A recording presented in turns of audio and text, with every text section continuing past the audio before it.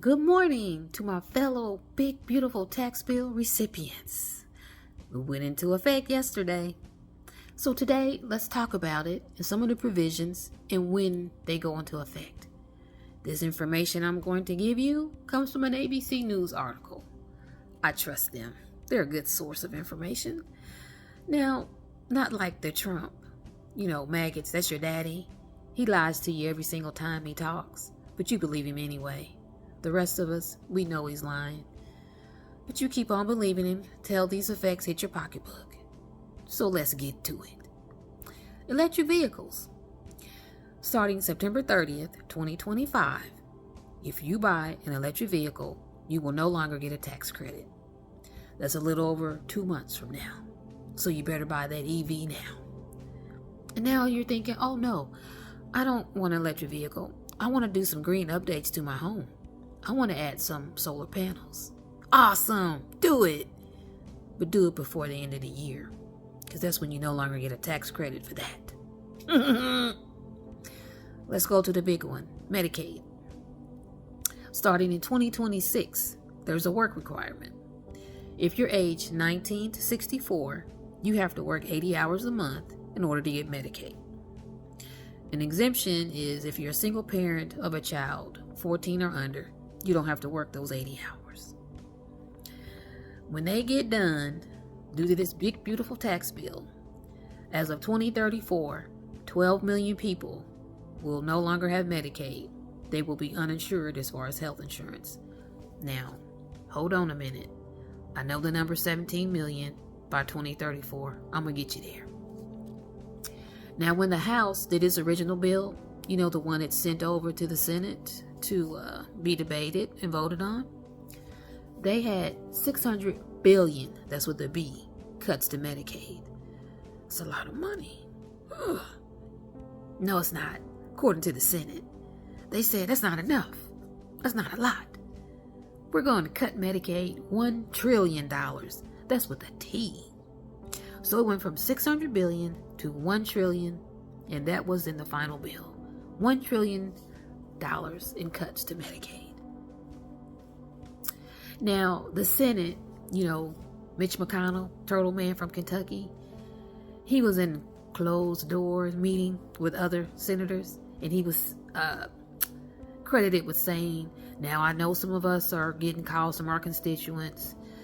They're saying don't cut Medicaid. He said cut it anyway. They'll get over it. That's what he said. And they got out. He didn't want that to get out. You can't tell me he did. But anyway, senators listened to him and they cut it from 600 billion to 1 trillion. Senate also added this 50 billion, that's with the B, fund for rural hospitals. Because you see, a lot of information was coming in that you do all these cuts to Medicaid, rural hospitals are going to close. So they set aside $50 billion. But here's two problems with that. They didn't give clear explanations on how they're going to distribute that $50 billion. And it's not clear if that's even enough money to help with the loss of rural hospitals, given the changes to provider tax for Medicaid at the state level. That's how the states pay for part of their portion of Medicaid, is they collect that provider tax. Well, this bill says your provider tax is going to go down. Eventually, because right now it's like 6%, it's going to go down to 3.5%. So less provider tax, less funds at the state level for Medicaid, thus less people on Medicaid. So again, this alone is going to result in 12 million people not on Medicaid as of 2034.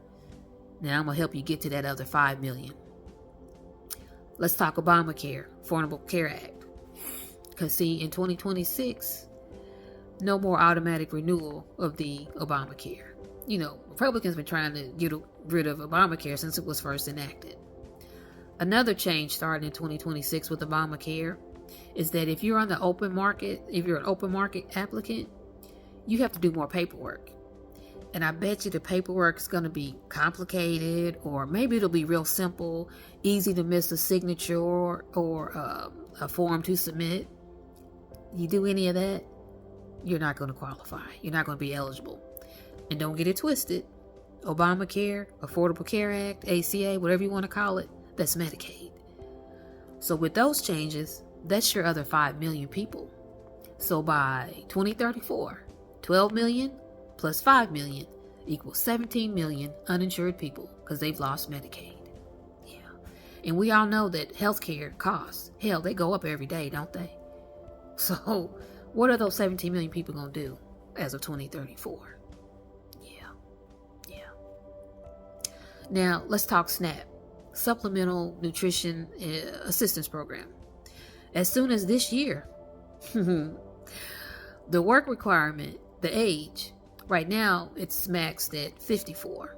Well, this year it's going to be 64. So you gotta, if you're up to age 64, you gotta work in order to get SNAP. Another change they've done to it is if you're a single parent, if you have a child that is 6 and over, you gotta work.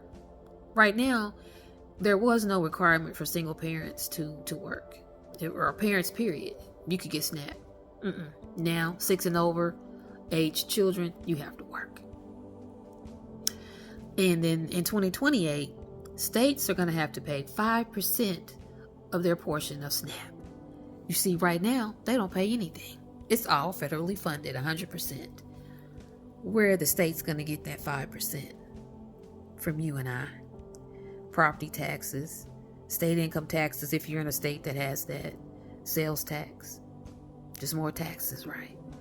So if you save anything with this big beautiful tax bill starting in 2028, that savings is going to get ate up at the state level. Don't forget that. Now, for those of you maggots, they were so happy about the no tax on tips, no tax on OT. There's a cap. Tips up to $25,000 will not be taxed. OT up to $12,500. But let me ask you something about tips, because I don't work in a job that gets tips. Do y'all really put all of the tips that you earn on your tax returns? Do you? I mean, if it's in cash, there's no paper trail. So do you put it all on there, or do you fudge a little bit? Now, if it's on if somebody paid with a credit card, there's a paper trail. So you got to put that on there if they put the tips on that credit card. But cash, are you really putting that on there? What do y'all think? And now that you know that the first $25,000 is not taxed, are you ever going to put on your tax returns that you earned more than $25,000 in tips? Now, OT, I don't quite see how you're going to fudge that, because that's on your pay stub, right? But y'all let me know in the comments what y'all think about that. Last one I want to talk about is SALT. That's the state and local tax deduction. For households who make $500,000 or less, your SALT deduction can be $40,000, but not right away. Right now, it's $10,000. That's the cap. They're going to add 1% to that every year through 2029, and eventually it'll get to that $40,000. But you know what happens in 2030? The SALT drops back to $10,000. Now don't forget, in 2028, states got to pay 5% of that SNAP. So your taxes are going to go up to pay for that. State not going to do that free of charge for us. I just don't see that happening. And then in 2030, for those of you who were getting that $40,000 SALT deduction, it's back down to 10. So that's where your taxes are going up. So if you're saving money because of this big, beautiful tax bill, they're taking it right back and then some. Don't forget this in the midterm elections 2026. Don't forget this in the presidential election in 2028, if we get to vote in either one. You see these rascally Republicans who voted this bill through? They make sure some of these provisions go into effect after those 2 elections. But don't forget, hold them accountable. Stay vigilant. Do your research. Find out how these tax changes are going to affect you. And remember that if we get to vote and you go in there and you vote these suckers out. Because this bill overall is an abomination to all of us. So remember that when it's time to vote, if we get to vote. Have a great day.